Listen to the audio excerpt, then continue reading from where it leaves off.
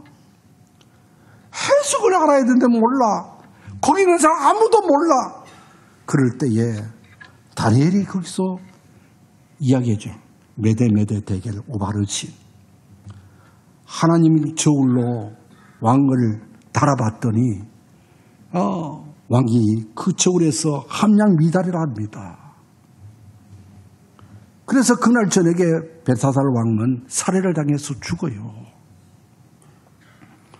하나님께서 다른 사람이 알지 못하는 이런 그 영적인 일들을 다니엘이 알게 해주셨잖아요.